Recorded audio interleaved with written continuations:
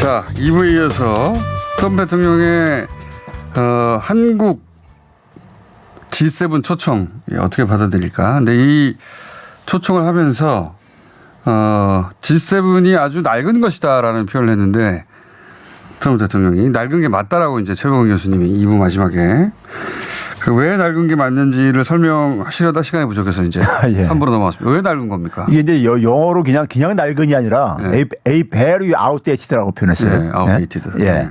그러니까 이제 이게 사실은 75년에 만들어졌습니다. 예. 75년 원래는 73년에 제안을 했고 미국이 예. 그러다가 이제 75년에 만들어졌는데 처음에는 한 G5였었어요.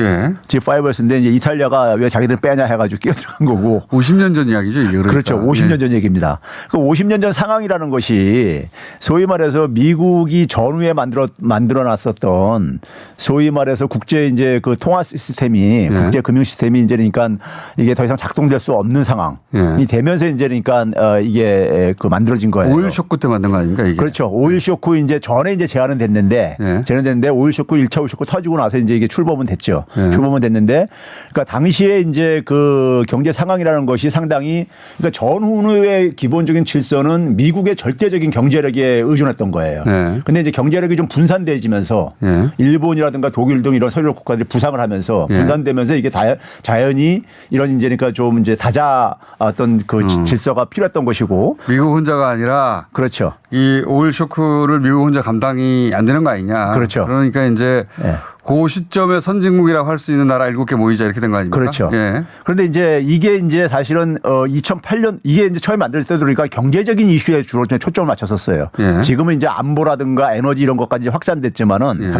좀 확장되고 됐지만은 그러면 이제 2008년도에 우리가 금융위기 터지면서 G20으로 이제 확장이 됐잖아요. 예. 확장됐는데 그 이유가 있습니다. G7 금융위기 딱 터졌을 때 G7 국가들 중에서 하나도 성한 나라가 없었었어요. 서간 나라가. 예, 성한 나라가 없었습니다. 그러니까 G7 가지고는 해결할 수가 없었던 거예요. 세계 경제 문제를 해결이 안 되니까. 해결할 수가 없었던 거예요. 그러니까 거기다가 13개 국가를 이제 추가시키면서 예. 미국이 그 당시에 G20을 만들면서 그 만든 목표를 분명하게 얘기합니다. 뭐라고 얘기하자면 글로벌 불균형을 해결하기 위해서 만드는 거다. 자기들은. 예. 각 국가들마다 참여하는 국가들마다 목적이 다 동상이몽들을 갖고 참여합니다. 예. 근데 미국의 목적은 그러니까 기본적으로 미국에 대한 그 이 무역수지 흑자, 이런 흑자들, 근데 경상수지 흑자를 보는 나라들한테 예. 이거를 줄이기 위해서 만들었다고 얘기를 해요. 그래서 주로 미국으로부터 달러를 많이 버는 나라들을 주로 거기다 끌어들인 겁니다. 끌어들인 거예요. 예. 그 13개 국가가요. 그러면 이제 그런 상황 속에서 결국은 뭐냐면 미국은 자기들의 문제를 예. 자기들의 문제를 해결하기 위해서 결국은 이 자그마한 경제력을 분산시킬 수밖에 없는 저건데 예. G7은 원래 처음부터 자기들이 어쨌든 간에 가치 동맹으로 가치 공동체로 출발했죠. 예. 가치 공동체 출범했는데 이게 지금 보게 되면 경제력이 이 나머지 6개 국가들 경제력이 갈수록 초라해지고 있다 이거예요. 예? 그러니까 70년대는 G7은 정말로 전 세계 G7이 맞았는데 네. 지금은 경제 규모로 보나 경제 영향력으로 보나 교역량으로 보나 G7이 그때 시절만큼 압도적이지 않다. 그렇죠. 한때는 G7이 한 53%만 이렇게까지 차지하고 그랬었어요. 아, 전 세계에? 예. 근데 이게 이제 지금은 보게 되면 뭐 절반도 안 될 뿐만 아니라 지금 봐보세요. G7 국가에 있는 이탈리아 같은 경우는 자기 앞가림도 하기 힘든 나라예요. 이탈리아나 우리나라나 거의 비슷하지 않습니까? 그러니까요. 경제 규모가. 예. 그리고 이제 어쨌든 경제 규모에 있어서는 중국이 2위로 부상했고 예. 7번째가 인도가 거기 들어갔단 말이에요. 예. 그러니까 사실상 그러니까 경제력에 있어서도 더 이상 대표성도 없고 그다음에 이번에 어쨌든 간에 금융위기 이후에 지금 한 10년 넘는 동안에 유로존 위기 이후에 유럽은 계속해서 헤매고 있다고요. 지금도요. 많이 납니까? 예. 여전히 그러니까 우리가 잃어버린 10년을 얘기할 정도로 그러니까는 이렇게 헤매고 있는 상황이란 말이에요. 그러니까 오래 지나면은 순위가 또 바뀔 것 같아요. 그렇죠. 우리는 그다지 큰 충격을 받지 않았으니까. 지금 이제 뭐냐면 예. 프랑스나 이탈리아 같은 경우가 지금 성장률이 1분기만 보게 되면 전년 대비해서 마이너스 한 5%만 가지고 떨어지고 앉아 있거든요. 예. 예. 그러니까 후퇴를 하는 거죠. 그러니까요. 예. 그러니까 결국은 이게 그러니까 과거에 그러니까 우리가 소위 말해서 소위 그 미국과 서유럽 주요 국가들 그리고 거기에 플러스 일본 예. 이 체제가 동맹 체제가 예. 과거에 그러니까 우리가 한 8, 90년대 그러니까 유효했던 하나의 국제 지배 질서인데 예. 지배 기구인데 이게 더 이상은 그러니까 현실을 제대로 대표성을 반영 못한다 이거예요. 그러니까 실제 경제 현실도 예. 있는 G7 국가가 세계를 주도한다고 말할 수 없으니 그렇죠. 이제 확대가 필요한데 그렇죠. 거기에 호주가 들어오라고 했는데 호주를 들어오라고 한 이유는 뭡니까? 호주는 기본적으로 이제 우리가 영미 동맹에 예. 한 이제 그 멤버죠. 예를 들면 이제 파이브 스타스 아닙니까? 얘네가. 그렇죠. 그러니까 예. 예를 들면 영연방 국가의 이제 그러니까 한 축이니까 한 국가니까는 캐나다도 마찬가지고요. 사실은요.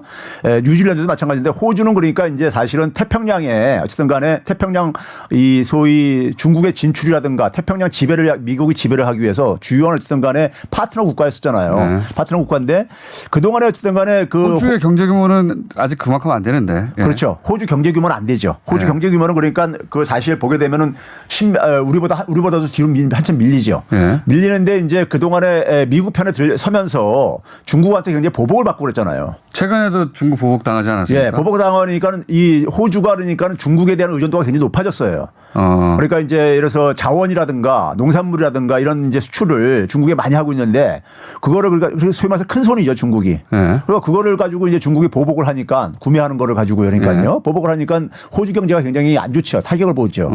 그러니까 그 힘들어지는 이런 상황을 어쨌든 간에 미국 입장 속에서는 좀 이제 달래줄 필요가 있고. 예? 달래줄 필요가 있고 그다음에 자기 동맹이기도 하고 그러니까 그래서 이제 끌고 들어간 거고요. 예. 그리고 이제 소위 말해서 아시아 태평양 전략에 있어서 호주는 항상 하여간 중요한 하나의 포인트였었으니까요. 예. 인도는요? 인도는 기본적으로 그 중국을 우리가 중국 지도를 한번 봐보세요.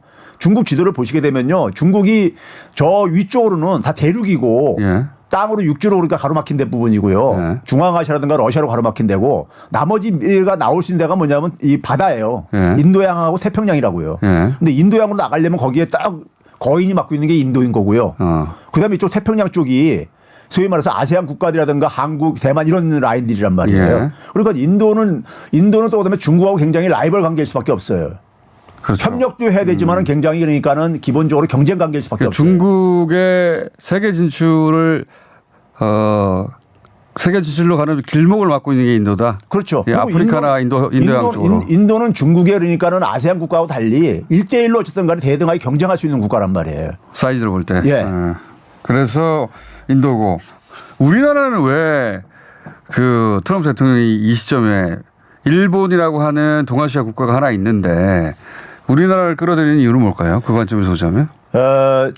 중국하고 우리나라의 그 교역 관계가 예. 우리나라가 중국이 1위지만은 예. 중국한테도 우리나라는 2위 정도 될 정도로 굉장히 큰 나라입니다. 아, 서로 의존도가 높다. 굉장히 그거죠. 굉장히 관계가 깊죠. 예. 관계가 경제적으로는 굉장히 관계가 깊을 뿐만 아니라 아시아에 있어서 어쨌든 간에 한국을 우리가 미국에 계속해서 수건 사업은 뭐냐면은 이 한미일 동맹 체제 만드는 거예요. 예. 한미일 동방 체제 만들고 한국을 우리 쪽으로 끌어들여야지만이 미국 입장에서. 한반도에서 계속해서 중국을 견제할 수 있다 이거죠. 예. 긴장을 조성할 수 있고요. 그렇죠? 그거는 이제 지정학적 이유고. 그렇죠. 예. 이제 그러니까 경제적으로 그러니까는 한국이 그러니까는 어쨌든 간에 중국을 하나의 좀 괴롭힐 수 있는 결정적인 타격은 못 입히려도 괴롭힐 수 있는 하나의 굉장히 포인트는 된다 이거죠. 그러니까 핀 포인트는요. 경제적으로도 그렇고 안보 측면에서도 그렇고. 그렇죠. 예. 근데 이제 문제는 뭐냐면은 미국 입장 속에서는 그러니까 한국이 가지고 있는 가치가 이번에 K 방역 이후에 상당히 제고된 것에 저는 주목을 하는 것 같아요. 그거는 확실한 것 같습니다. 세계적으로. 예, 그러니까 예를 들면 존재감이 생겨가지고. 한국에 대해서 국제사회에 대한 평가가 굉장히 좋아졌단 말이에요. 네. 좋아지니까 한국이란 나라 그런 매력적인 나라를 자기 편으로 끌어들였을 때 미국에 그러니까 사실 그 중국에 대한 중국 공격에 대한 정당성이 좀 이제 증가될 수 있는 거죠. 선전 효과네요. 그렇죠. 말하자면. 예. 한국처럼 전 세계에서 방역을 제일 잘한다고 이미 정평이 된 나라. 그리고 코로나19 이후에 한국이 국제사회에 보여준 모습이 굉장히 매력적인 모습을 보여줬거든요. 네. 지원이라든가 이런 걸 통해 가지고요. 합리적이고 투명성 이상적이다. 그리고 이런 걸 가지고요. 그러니까 그런 나라가 우리의 블록에 참여했다 하는 것은 굉장히 미국한테는 하나의 좋은 선전 홍보 하나의 수단이 되는 거죠. 자, 이 시점에 그럼 우리는 여기 들어가야 됩니까 말아야 됩니까? 저는 들어가야 된다고 봅니다. 들어가 가지고 아까도 얘기했듯이 우리가 너무 위축될 필요가 없는 게 이게 그러니까 만장일치제고요. 네. 이게 11개 국가가 만약 들어오게 되면은 11개 국가 합의가 돼야 되는 거기 때문에 우리가 1대1로 미국을 상대하는 것보다 훨씬 더 저는 여유가 있다고 보고요. 공간이 많이 열린다고 봅니다. 더 나아가서는 뭐냐면 남북 관계를 좀 이제 우리가 미국의 양보를 좀 얻어내는 데 속에서 지렛대도 좀 우리가 활용할 수 있는 저는 여지도 생긴다고 보고요. 어쨌든 간에 트럼프는 대선을 이기기 위해서 이걸 가정하는 그 그림이 좋은 모양새로 만들고 싶어 할 거예요. 네. 그러니까 우리는 그걸 최대한 활용하자 이거죠. 그러니까 트럼프 대통령이 대선을 이기기 위해서 우리를 필요하는 만큼 예. 우리도 우리 요구사항을 여기 개진할 그렇죠. 수 있는 공간이 예. 생기니까 가능하면 이걸 상설화를 비롯해가지고 네. 그다음에 더 나아가서 뭐냐면 남북관계 개선에 있어서 좀 이제 우리가 좀 얻어낼 것이 있으면은 좀 이제 우리도 그것도 협상을 하고 그러니까 그래서 K 평화에 저는 지렛대를 좀 삼자는 얘기입니다. 조건은 이게 트럼프 대통령이 올 한 해만 임시로 제안한 거냐 아니면 상설로 G10으로 그렇죠. 가는 거냐 이걸 확인한 다음에 둘 다 들어가는데 조건은 상설로 하자는 조건으로 그렇죠. 들어가야 되겠네요. 예, 네. 그게 가능하 좋죠. 그러면 인도하고 호주하고 따로 만나봐야 되겠네요. 그리고 우리가 G11에 들어가면요, 네. 사실 이미지가 굉장히 업되는 것도 있습니다. 아 그건 뭐 분명한 것 같습니다. 그러니까 이건 우리한테는 그러니까 제가 볼 때는 우리한테 물론 많은 사람들은 트럼프의 압박이 올 거다 그러는데 네. 압박을 그러니까 우리가 제가 얘기했지 바깥에서 받는 것보다는 안에 들어가서 받는 게 더 유리할 수도 있다 이렇게 본 겁니다. 오히려 예. 네. 밖에 있으면 1대1로 해야 되는데 그렇죠. 예. 안에 있으면 나머지 10개 나라가 있지 않냐. 그렇죠. 거의 뭐 인도, 러시아, 독일 뭐 이런 나라도 만만한 나라들 아니거든요. 트럼프한테 끌려다닐 만큼. 자, 교수님이 그렇게 생각한다고 청와대가 그렇게 결정하는 건 아니고 또 그 트럼프가 그렇게 결정하는 건 아닌데 예, 이렇게 생각할 수 있다. 예. 오늘 여기까지 하겠습니다. 최백은 교수였습니다. 감사합니다. 네, 감사합니다.